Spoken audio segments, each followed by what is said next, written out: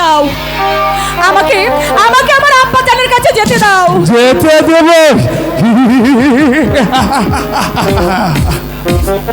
তোমাকে আজ আমি যেতে দেবো না সুন্দরী, তোমার রূপে আমি হাবু।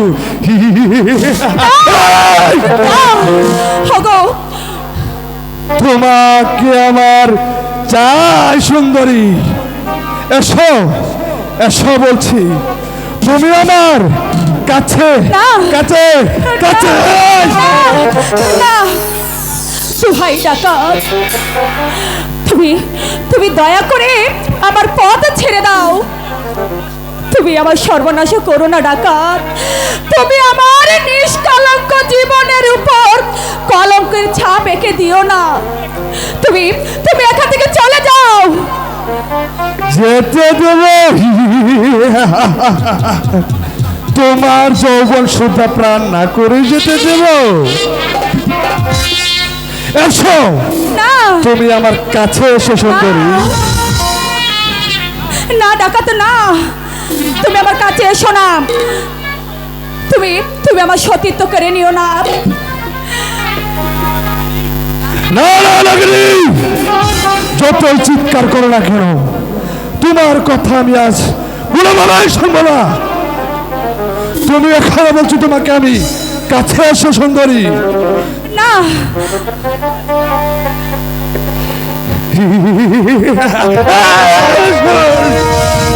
যে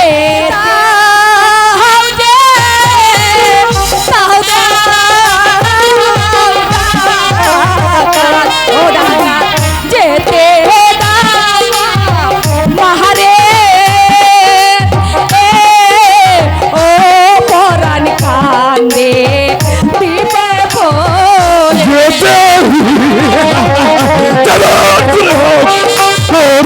বলছিবা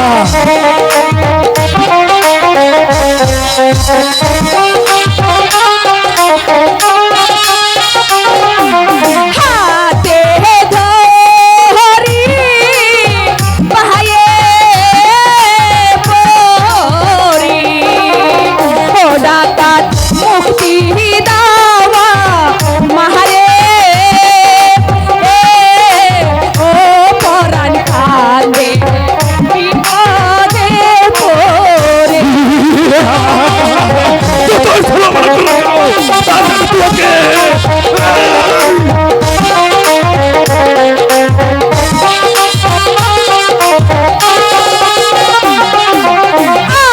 আমারি জাত নষ্ট করে ও ডাকাত দেখবে খুদার কাছে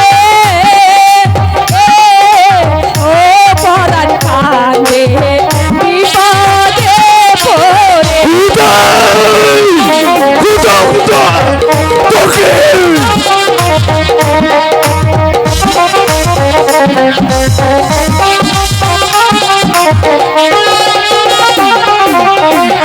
আমি যে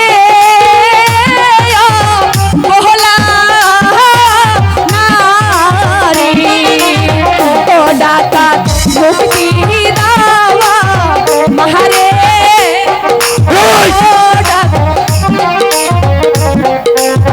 মুক্তি দাও। এসো, তুমি আমার কাছে এসে সুন্দরী, তোমার রূপে আমি পাগল। আমাকে এখন আসবে না।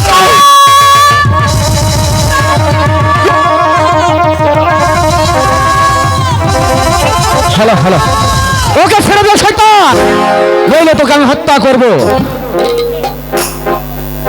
আমি হচ্ছি সতী নারীর ইজ্জত রক্ষাকারী। হ্যালো, কেন তুমি স্বেচ্ছা এখানে প্রাণ দিতে আসলে? মায়ের বুকে ফিরে যাও। না, আমি এই অবলা নারীকে না নিয়ে এখান থেকে আমি কিছুতেই যাব না। বটে,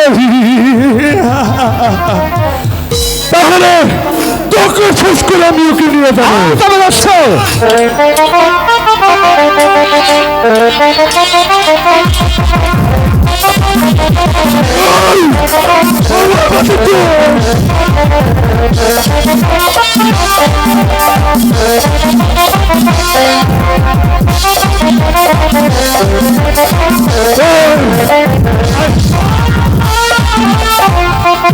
হ্যাঁ দোস্ত,